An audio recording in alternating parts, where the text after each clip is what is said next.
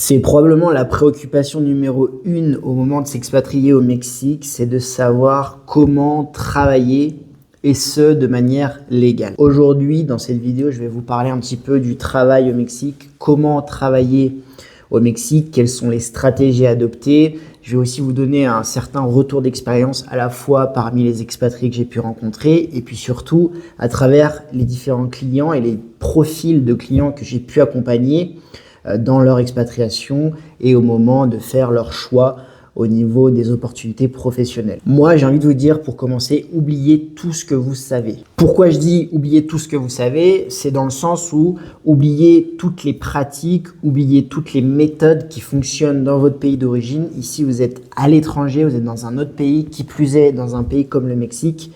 Il faut bien comprendre que la manière de procéder est complètement différente pour plusieurs raisons que je vais aborder ici dans cette vidéo. Dans cette vidéo, je ne vais pas trop m'attarder sur les options les plus simples, à savoir l'expatriation au sens propre du terme, c'est-à-dire l'expatriation lorsqu'une entreprise, par exemple française, vous envoie dans une succursale au Mexique. Dans ce cadre-là, c'est vrai que pour l'expatrié en question, c'est en général beaucoup plus simple.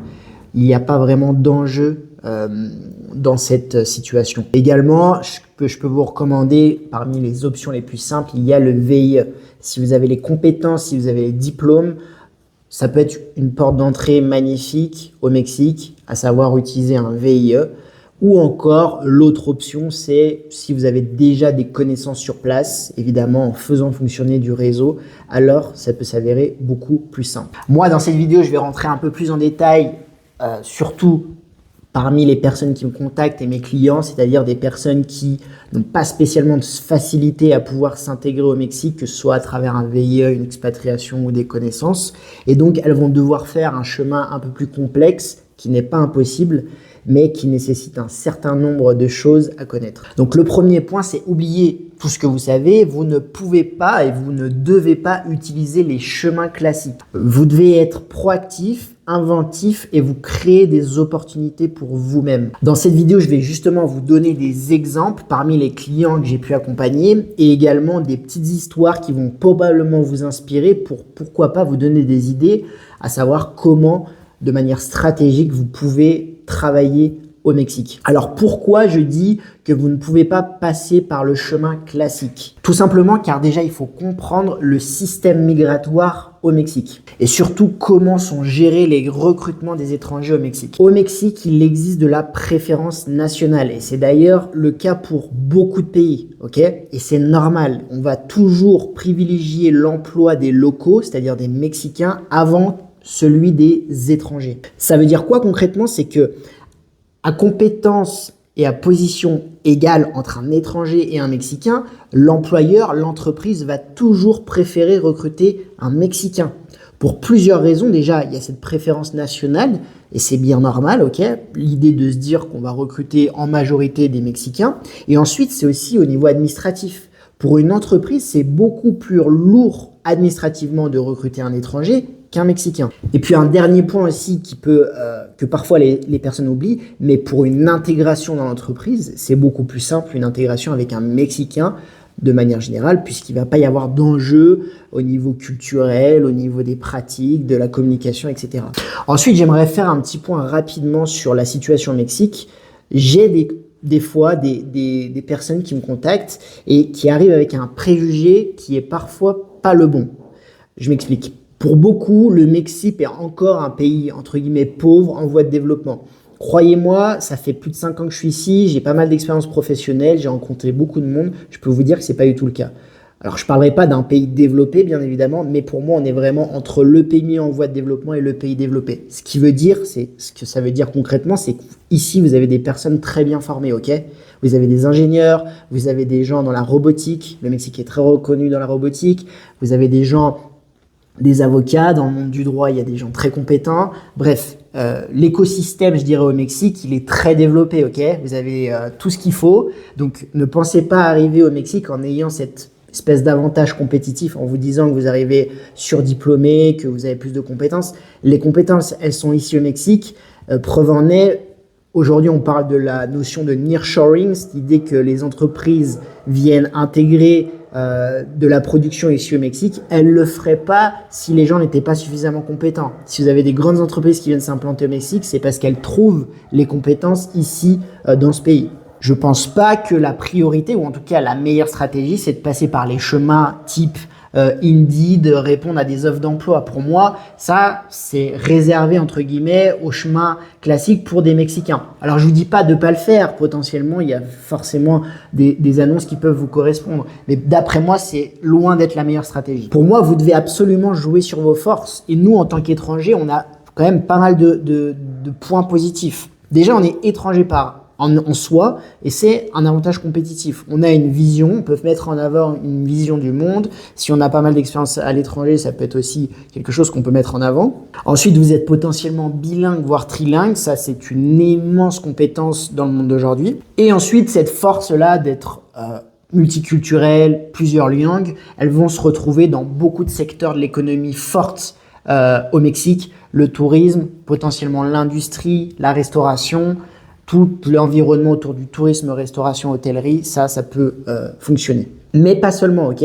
Parce qu'évidemment, la facilité, c'est de penser qu'on va aller dans le tourisme et la restauration, mais ça veut dire aussi qu'il y a beaucoup de concurrence. Donc voilà, c'est aussi une balance à avoir. Donc il y a aussi d'autres domaines, notamment tout ce qui est en relation avec la traduction, l'interprétation. Voilà, il peut y avoir des opportunités là-dedans. Allez, deuxième point, quel secteur, quel type d'emploi? Cette question, elle est vraiment très difficile. Ça dépend de chacun, ça dépend des situations. Je vais quand même essayer de vous tenter de vous apporter quelques expériences que j'ai pu connaître. Bon, évidemment, tourisme, restauration, autour des langues, ça, on est bien d'accord. C'est en général ce qui va être privilégié. Mais aussi au Mexique, et ça, c'est possible autour de l'industrie. Ok, vous avez une économie de l'industrie ici au Mexique qui est très forte et vous avez beaucoup d'opportunités. Alors, ça ne veut pas forcément dire que vous serez employé comme un expatrié. Vous pourrez être employé sous forme d'un contrat local, ce qui parfois est un peu moins payé, mais potentiellement, ça ne vous empêche pas par la suite de basculer sur un contrat un peu plus avantageux. Voilà, et ça, c'est quelque chose que vous devez retenir, j'y reviendrai un peu par la suite, mais restez flexible, ok? Parfois, au début, il faut faire quelques concessions pour enclencher le projet, et ça n'empêche pas que par la suite, vous vous adaptez, vous saisissez les opportunités. Il faut voir vraiment cette première expérience comme une porte d'entrée, ok? Ça, c'est vraiment la stratégie à avoir et il ne faut pas être fermé en vous disant finalement en refusant toutes les opportunités parce que ça ne correspond pas parfaitement à ce que vous recherchez. Je crois qu'au début, il ne faut pas faire la fine bouche comme on dit et il faut vraiment la jouer stratégique en vous disant que c'est un petit peu votre porte d'entrée pour vous installer ici au Mexique et vous verrez par la suite. Également, moi, c'est une histoire, des expériences que je peux vous partager. Tout ce qui est aussi en relation avec la tech.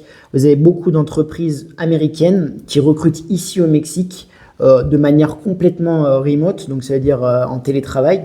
Et elles vont pouvoir vous faire des contrats et pouvoir vous employer et trouver du coup des opportunités professionnelles dans ce domaine-là. Comment faire concrètement pour trouver l'emploi?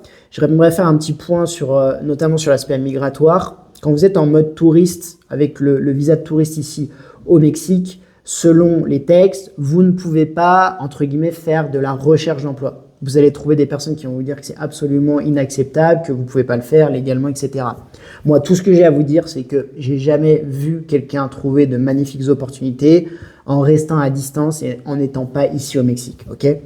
Cette loi, ces textes, pour moi, ils sont tout à fait inadaptés et ils sont très flous d'ailleurs parce que potentiellement, rien ne vous empêche de faire du réseau. Donc, ça veut dire discuter avec des gens. Quand vous êtes ici, malgré tout, en touriste, vous pouvez très bien rencontrer des personnes et discuter de votre futur. Ça n'empêche pas. Donc voilà. Moi, tout ce que j'ai à vous dire, sans vous donner des recommandations spécifiques, parce que c'est vraiment en fonction de chaque situation, moi, ce que je dis, c'est que j'ai jamais vu personne, que ce soit dans mes clients accompagnés ou dans mes connaissances d'expat, j'ai jamais vu personne trouver les meilleures opportunités en restant à distance. Donc voilà, quand vous avez l'opportunité, n'hésitez pas à échanger, à faire des recherches, à contacter les gens, à discuter. Vous avez beaucoup d'opportunités dans le fait de pouvoir contacter d'autres francophones aussi qui sont installés ici au Mexique. Également, je pense à tous les réseaux d'écoles, peut-être si vous avez fait des études. Parmi les clients accompagnés, on a vraiment toutes sortes d'histoires. Une des plus classiques, et celle qui fonctionne très bien. Et c'est pour ça que j'en venais aussi au début à vous dire qu'il fallait pas du tout vous fermer au départ sur, entre guillemets, le premier job, la première opportunité professionnelle, puisque je veux vous parler de l'enseignement du français. Okay, l'enseignement du français, c'est une facilité pour beaucoup d'expatriés. Beaucoup d'expatriés choisissent de faire de l'enseignement de FLE, donc l'enseignement FLE. Vous pouvez aller voir sur Internet à quoi ça correspond, mais en gros, c'est l'enseignement pour des étrangers, enseignement du français pour les étrangers. Et c'est de manière assez simple que vous pouvez faire cet enseignement. Alors, ça peut se faire avec les alliances françaises, mais ça peut aussi surtout se faire avec des environnements privés, avec des entreprises privées. Et c'est un excellent moyen de démarrer votre aventure au Mexique. Et je ne suis pas en train de vous dire que vous allez faire ça toute votre vie. Encore une fois, soyez ouverts, soyez stratégiques. Ça peut être une énorme opportunité pour, entre guillemets, vous installer ici. Une fois que vous êtes ici, voilà, j'ai envie de vous dire, le monde est à vous. Vous êtes installé au Mexique, vous pouvez aller voir d'autres personnes, vous pouvez faire d'autres choses, ok? Mais voilà, c'est une des stratégies que nous aussi, on utilise à titre professionnel pour nos clients, ok? Ça nous permet aussi d'obtenir des visas comme ça. Donc, c'est une très bonne stratégie.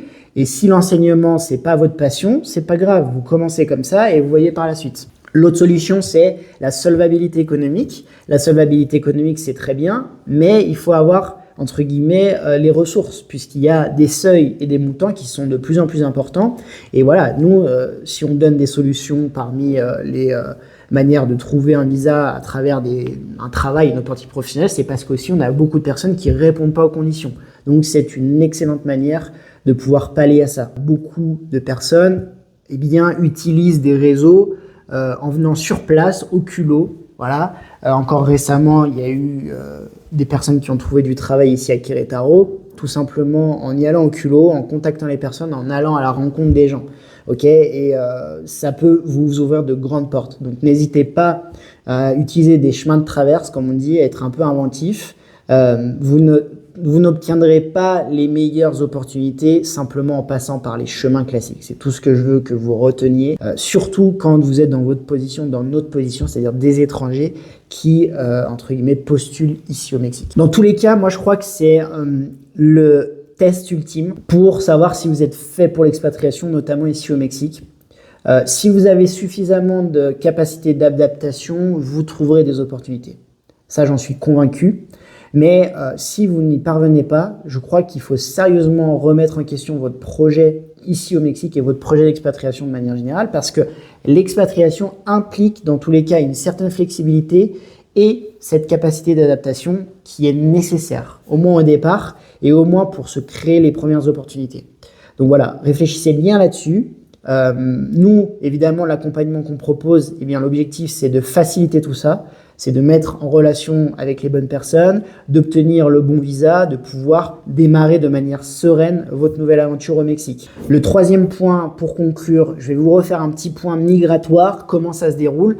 Alors, il est évident que je ne vais pas vous recommander de venir au Mexique avec un visa touriste et de travailler via ce visa touriste, c'est complètement illégal. Il y a énormément de raisons pour lesquelles il ne faut pas le faire, mais de toute façon, c'est illégal. Donc, dans tous les cas, vous l'avez compris, c'est vraiment une grosse prise de risque. Donc, comment ça se passe pour le processus migratoire légal, si vous voulez faire les choses dans les règles de l'art et, entre guillemets, être sereine lorsque vous êtes au Mexique? Le processus, il y a en général 3 étapes. La première étape, c'est générer l'offre d'emploi, c'est-à-dire l'employeur, l'entreprise mexicaine qui va générer une offre d'emploi en se rendant au bureau de l'immigration, à la suite de laquelle on va obtenir un numéro. Grâce à ce numéro, on va pouvoir prendre un rendez-vous dans une ambassade mexicaine. Et là, c'est à vous, si vous êtes candidat et si vous êtes potentiellement le porteur du visa, c'est à vous de vous rendre dans cette ambassade pour passer un entretien. Voilà, cet entretien va être plus ou moins complexe, ça va dépendre de plein de choses, de type d'offre d'emploi, du type d'ambassade, etc. Mais en tout cas, vous allez passer un entretien à la suite duquel, en tout cas, si tout se passe bien, vous allez obtenir une préautorisation, c'est-à-dire le visa apposé sur votre passeport. Donc, il faut bien avoir un passeport avec une page entière vierge, car la préautorisation sera déposée là-dessus. Et vous aurez 6 mois pour venir au Mexique. Donc, dans les 6 mois, vous devrez rentrer au Mexique, arriver au Mexique. Une fois que vous avez passé l'aéroport, vous avez passé la frontière, vous avez 30 jours pour faire l'ultime processus qu'on appelle le canje. Le canje, c'est l'ultime étape qui est valable pour l'intégralité du visa, à quelques exceptions près. Mais le canje, basiquement, ça veut dire quoi? Ça veut dire qu'on va transformer cette préautorisation de votre passeport en la petite carte de résident temporaire pour pouvoir être légal ici au Mexique. Et après, vous pourrez ressortir du bureau de l'immigration. Vous irez vous rendre dans un bureau d'immigration. Vous allez, en général, ça dure maximum une demi-journée. Vous obtenez votre petite carte et vous êtes tranquille. Ensuite, il y a quelques autres étapes sur lesquelles nous aussi, on s'en occupe, notamment au niveau fiscal, au niveau des processus d'administration. Mais le plus dur est fait, entre guillemets. Voilà pour cette petite vidéo assez brute. J'ai essayé de vous donner un petit peu le retour d'expérience, quelques conseils des différentes histoires et puis de ce que j'ai vu moi aujourd'hui après plusieurs années d'expatriation ici au Mexique. N'hésitez pas à me dire vous en commentaire éventuellement si vous êtes déjà expatrié au Mexique quel type de technique, de stratégie vous avez utilisé. Également si vous avez un projet au Mexique, vous allez en description de cette vidéo, vous avez un lien pour pouvoir simuler votre projet et puis je vous recontacte par la suite pour pouvoir discuter de tout ça avec vous. À bientôt.